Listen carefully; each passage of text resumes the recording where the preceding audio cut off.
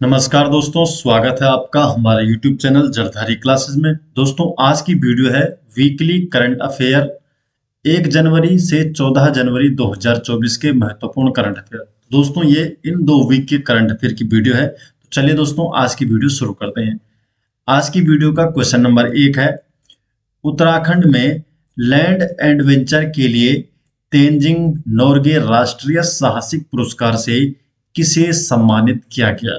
तो जो तेंजिंग नोर्गे राष्ट्रीय साहसिक पुरस्कार है, तो ये सविता कंसवाल को इस पुरस्कार से सम्मानित किया गया है। तो सविता कंसवाल, इन्हें इस पुरस्कार से सम्मानित किया गया है। तो सी ऑप्शन इसका सही जवाब है। डिटेल जान लेते हैं। तो उत्तराखंड की बेटी पर्वतारोही सविता कंसवाल को मरणोपरांत तेंजिंग नोर्गे राष्ट्रीय साहसिक पुरस्कार से सम्मानित किया गया। और जो ये पुरस्कार है, ये राष्ट्रपति द्रौपदी मुर्मू द्वारा 9 जनवरी 2024 को उनके पिता राधेश्याम कंसवाल को सौंपा गया है। उत्तरकाशी के द्रौपदी का डांडा में हुए हिमस्खलन में निम की ट्रेनर 26 वर्षीय सविता कंसवाल की मौत हो गई थी। तो द्रौपदी के डांडे में इनकी मौत हो गई थी हिमस्खलन से।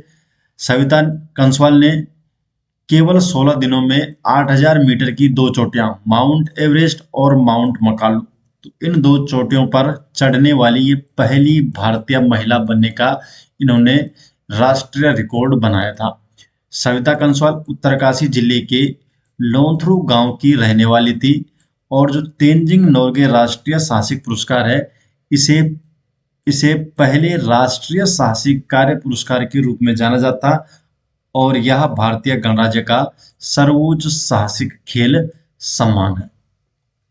क्वेश्चन नंबर 2 है, शिक्षा और साहित्य के क्षेत्र में निम्न में से किसे टीचर आइकन अवार्ड से सम्मानित किया गया है? तो शिक्षा और साहित्य के क्षेत्र में टीचर आइकन अवार्ड रोशन बलूनी को टीचर आइकन अवार्ड से सम्मानित किया गया है।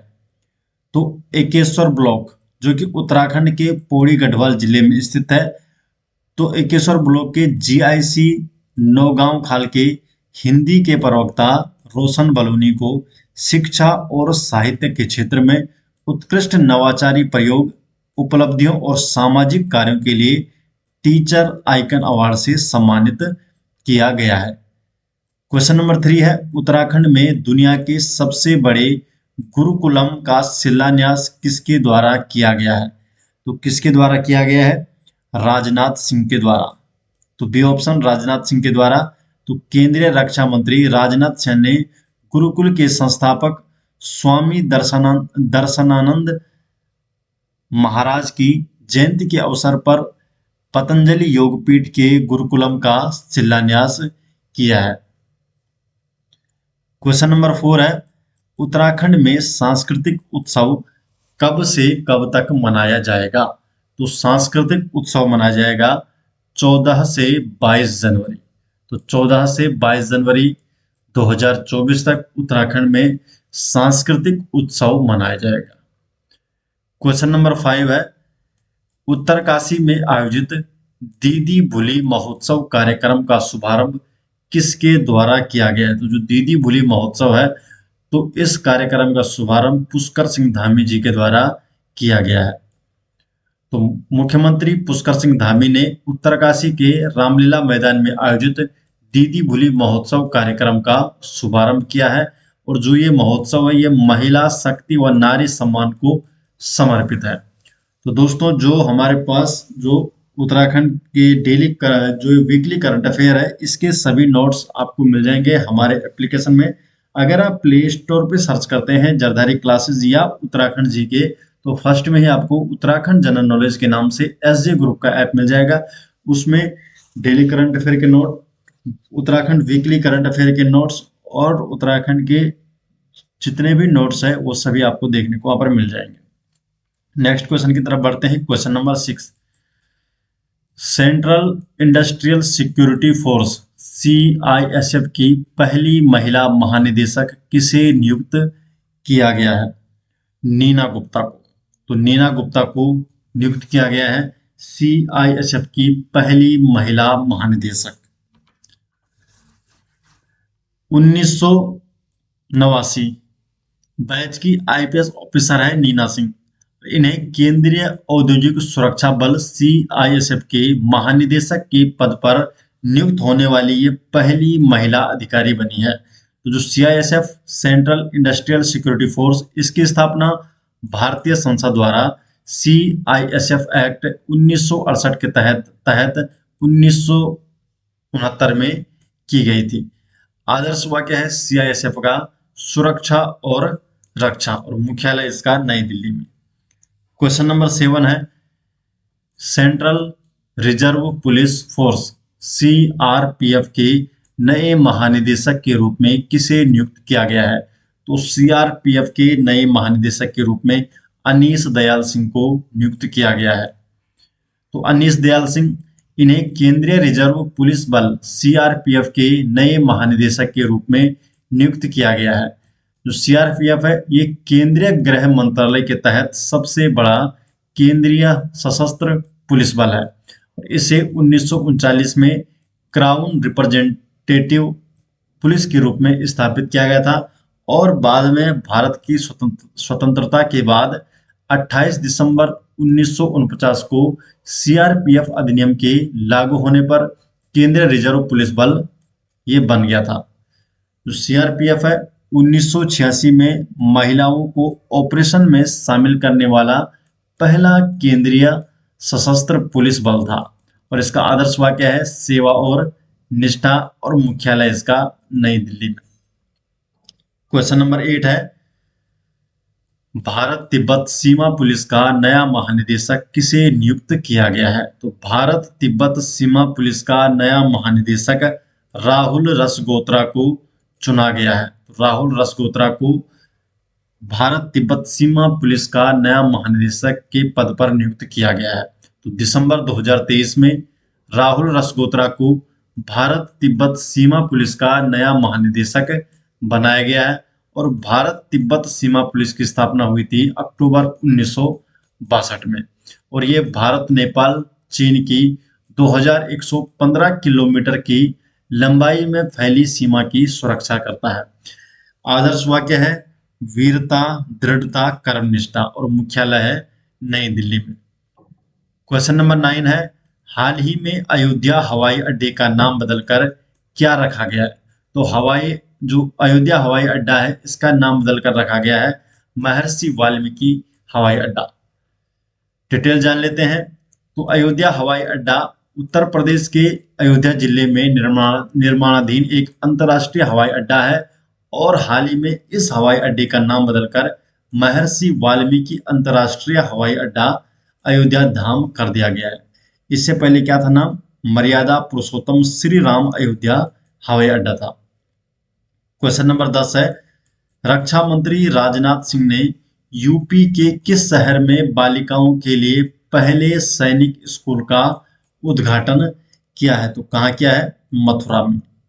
तो मथुरा में किया है, बी ऑप्शन सही जवाब है। तो रक्षा मंत्री राजनाथ सिंह ने हाल ही में उत्तर प्रदेश में मथुरा के वृंदावन में बालिकाओं के लिए पहले सैनिक स्कूल संविद गुरुकुलम सैनिक स्कूल का उद्घाटन किया है। सरकार ने साल 2019 में इस तरह के 100 नए स्कूलों की स्थापना की पहल की थी, और जिसमें 42 विद्यालय स्थापित किए जा चुके हैं। क्वेश्चन नंबर 11 है हाल ही में किस राज्य में 108 स्थानों पर एक साथ सबसे अधिक लोगों द्वारा सूर्य नमस्कार करने का गिनीज वर्ल्ड रिकॉर्ड बनाया गया है? तो कहां पर बनाया गया है, किस राज्य में बनाया गया है? गुजरात में। तो गुजरात में 108 स्थानों पर एक साथ सबसे अधिक लोगों द्वारा सूर्य नमस्कार करने का गिनीज वर्ल्ड रिकॉर्ड बनाया गया है। क्वेश्चन नंबर 12 है वर्ष 2024 में ब्रिक्स सम्मेलन किसकी अध्यक्षता में आयोजित होगा? तो किसकी अध्यक्षता में आयोजित होगा ब्रिक्स सम्मेलन 2024? तो रूस की अध्यक्षता में, ए ऑप्शन। तो रूस की अध्यक्षता में होगा वर्ष 2024 का ब्रिक्स सम्मेलन। क्वेश्चन नंबर 13 है वर्ष 2024 में ब्रिक्स के सदस्य देशों की संख्या 5 से बढ़कर कितनी हुई है? तो पहले ब्रिक्स के सदस्य देशों की संख्या थी 5 और अब हो गई है 10। तो 5 नए देशों को जोड़ा गया है। इसमें डिटेल जान लेते हैं। तो ब्रिक्स के जो वर्तमान अध्यक्ष हैं ये है रूस के राष्ट्रपति व्लादिमीर पुतिन, और इन्होंने 1 जनवरी 2024 को 5 नए देशों को स्थायी सदस्यता की घोषणा की है। इसके साथ ही अब टोटल 10 सदस्य हो चुके हैं। नए सदस्य कौन कौन से हैं? तो मिस्र है, इथियोपिया, ईरान, सऊदी अरब और संयुक्त अरब अमीरात। और इससे पहले ब्रिक्स में सिर्फ भारत, रूस, चीन, दक्षिण अफ्रीका और ब्राजील, ये 5 देश शामिल थे, और 5 नए जोड़ के कुल अब 10 हो चुके हैं ब्रिक्स में सदस्य देशों की संख्या। क्वेश्चन नंबर 14 है, आत्मनिर्भर भारत उत्सव 2024 का आयोजन कहाँ किया जा रहा है? तो आत्मनिर्भर भारत उत्सव 2024 का आयोजन दिल्ली में किया जा रहा है।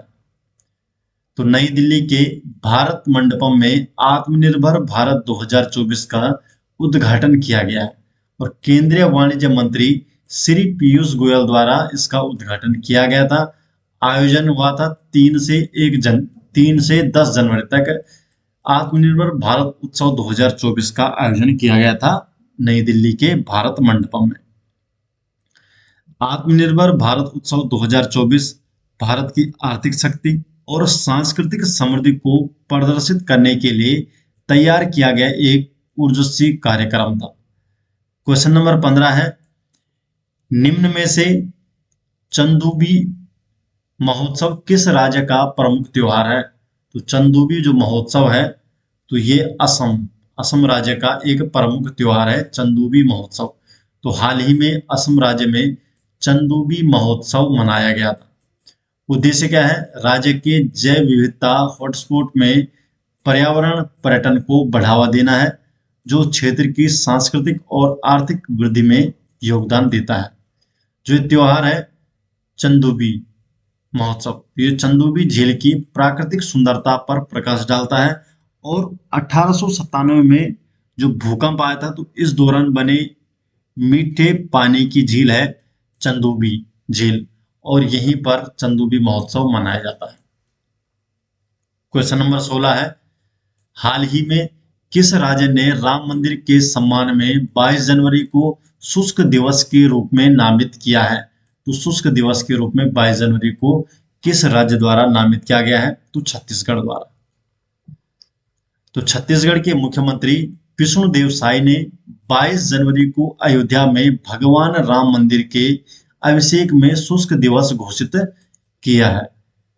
क्वेश्चन नंबर 17 है, हाल ही में बिम्स्टेक महासचिव पद पर नियुक्त होने वाले पहले भारतीय अधिकारी कौन बने हैं? तो बिम्स्टेक महासचिव पद पर नियुक्त होने वाले पहले भारतीय अधिकारी बने हैं इंद्रमणि पांडे। तो ये ऑप्शन इसका सही जवाब है। डिटेल जान लेते हैं।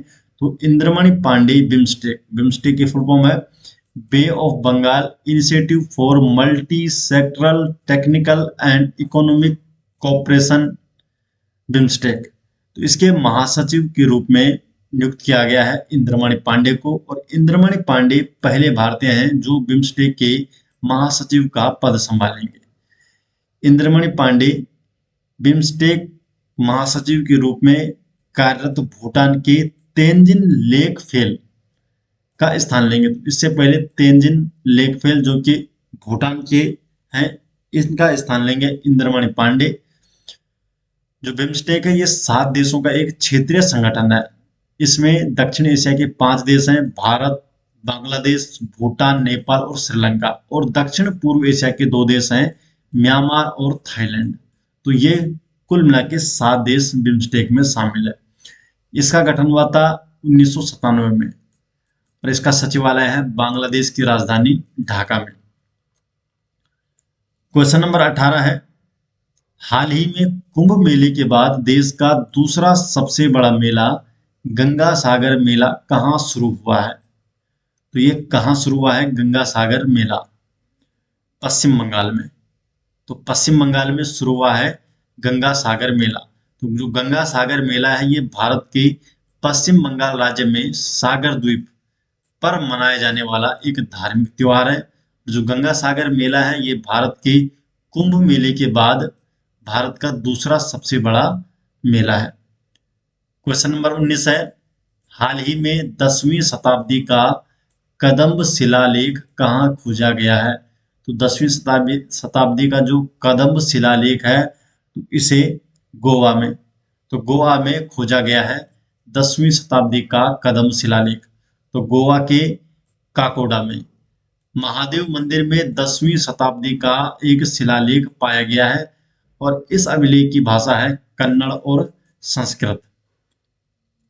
क्वेश्चन नंबर 20 है, प्रवासी भारतीय दिवस प्रतिवर्ष कब मनाया जाता है? तो प्रवासी भारतीय दिवस प्रतिवर्ष 9 जनवरी को मनाया जाता है। तो 9 जनवरी को प्रत्येक वर्ष प्रवासी भारतीय दिवस मनाया जाता है। तो हर साल 9 जनवरी को प्रवासी भारतीय दिवस मनाया जाता है और प्रवासी भारतीय दिवस राष्ट्रपिता महात्मा गांधी के भारत वापसी की याद में प्रतिवर्ष मनाया जाता है। 9 जनवरी 1915 को गांधी जी दक्षिण अफ्रीका से भारत लौटे थे और इसीलिए 9 जनवरी को प्रवासी भारतीय दिवस मनाया जाता है और ये दिवस पहली बार मनाया गया था 2003 में। क्वेश्चन नंबर 21 है, विश्व हिंदी दिवस कब मनाया जाता है? और विश्व हिंदी दिवस मनाया जाता है 10 जनवरी को। तो 10 जनवरी को हर साल विश्व हिंदी दिवस मनाया जाता है। तो हिंदी भाषा को बढ़ावा देने के उद्देश्य से 10 जनवरी को विश्व हिंदी दिवस मनाया जाता है। तो और राष्ट्रीय हिंदी दिवस मनाया जाता है 14 सितंबर। तो विश्व हिंदी दिवस 10 जनवरी को और राष्ट्रीय हिंदी दिवस 14 सितंबर को मनाया जाता है। जो पहला विश्व हिंदी सम्मेलन हुआ था 10 जनवरी 1975 को नागपुर में, नागपुर में आयोजित किया गया था पहली बार 10 जनवरी 1975 को पहला विश्व हिंदी सम्मेलन।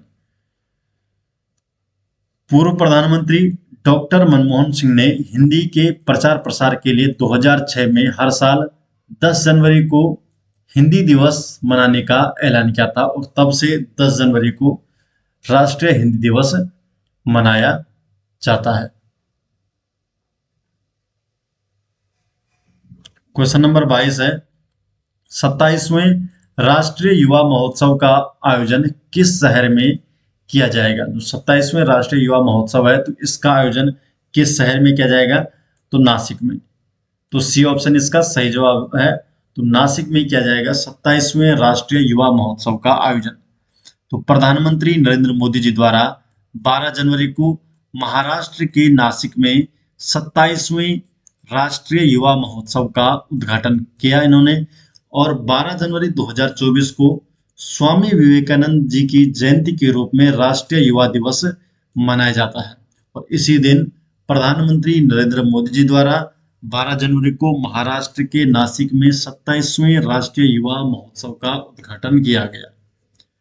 क्वेश्चन नंबर 23 है, निम्न में से कौन सा देश एक्सरसाइज सी ड्रैगन 2024 में शामिल नहीं है? तो कौन सा देश शामिल नहीं है? तो चीन नहीं है शामिल एक्सरसाइज सी ड्रैगन 2024।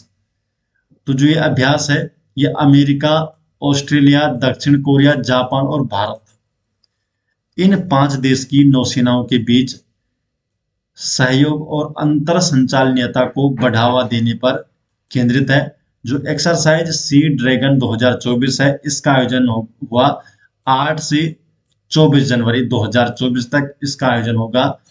पश्चिमी प्रशांत महासागर क्षेत्र में इसका आयोजन किया जा रहा है। जो सी ड्रैगन अभ्यास है ये अमेरिका नौसेना द्वारा आयोजित किया जाने वाला एक वार्षिक बहुराष्ट्रीय अभ्यास है जिसमें अमेरिका, ऑस्ट्रेलिया, दक्षिण कोरिया, जापान और भारत की नौसेनाएं भाग ले रही है। क्वेश्चन नंबर 24 है, किस देश को यूनेस्को विश्व धरोहर समिति के 46वें सत्र की अध्यक्षता और मेजबानी के लिए चुना गया है? तो किस देश को चुना गया है? भारत को। तो ये ऑप्शन इसका सही जवाब है। डिटेल जान लेते हैं। तो भारत को पहली बार यूनेस्को विश्व धरोहर समिति के 46वें सत्र की अध्यक्षता और मेजबानी के लिए चुना गया है। जो यूनेस्को है ये विश्व धरोहर समिति का 46वां सत्र 21 से 31 जुलाई 2024 तक नई दिल्ली में आयोजित किया जाएगा। और विश्व धरोहर समिति ये उन स्थलों का चयन करती है जिन्हें यूनेस्को के विश्व धरोहर स्थलों के रूप में सूचीबद्ध किया जाता है। विश्व धरोहर समिति में वर्तमान में 21 देश शामिल। यूनेस्को की फुल फॉर्म है United Nations Educational Scientific and Cultural Organisation, और इसकी स्थापना हुई थी 16 नवंबर 1945 को यूनेस्को की स्थापना की गई थी। मुख्यालय है फ्रांस की राजधानी पेरिस में। उद्देश्य क्या है? शिक्षा, वैज्ञानिक सहयोग, सांस्कृतिक समझ और आदान प्रदान के जरिए वैश्विक शांति और कल्याण को बढ़ावा देना। भारत वर्ष 1946 में यूनेस्को का सदस्य देश बना था और यूनेस्को में भारत के स्थायी प्रतिनिधि हैं विशाल वी वर्मा। क्वेश्चन नंबर 25 है, स्वच्छता सर्वेक्षण 2023 में 1 लाख से अधिक आबादी की कैटेगरी में सबसे स्वच्छ शहर का पुरस्कार किसे दिया गया है? तो सबसे स्वच्छ शहर का पुरस्कार स्वच्छ सर्वेक्षण 2023 में किसे दिया गया है? 1 लाख से अधिक आबादी की कैटेगरी वाले कौन सा शहर है ये? तो यह है इंदौर और सूरत को दिया गया है। ये ऑप्शन इसका सही जवाब है। तो स्वच्छता सर्वेक्षण 2023 में 1 लाख से अधिक आबादी की श्रेणी में इंदौर और सूरत को देश के सबसे स्वच्छ शहर का पुरस्कार मिला है और इंदौर को लगातार 7वीं बार ये पुरस्कार मिला है। राष्ट्रपति द्रौपदी मुर्मू ने नई दिल्ली के भारत मंडपम में स्वच्छ सर्वेक्षण 2023 पुरस्कार प्रदान किए हैं और इसमें इंदौर और सूरत को देश के सबसे स्वच्छ शहर का पुरस्कार मिला है स्वच्छता सर्वेक्षण 2023 में 1 लाख से अधिक आबादी की श्रेणी में। तो दोस्तों ये तो हो गए इन 2 वीक के करंट अफेयर और ये सभी नोट्स आपको मिल जाएंगे हमारे एप्लीकेशन में। अगर आप प्ले स्टोर पे सर्च करते हैं उत्तराखंड जीके या जरदारी क्लासेस तो फर्स्ट में ही आपको उत्तराखंड जनरल नॉलेज के नाम से एसजे ग्रुप का ऐप मिल जाएगा।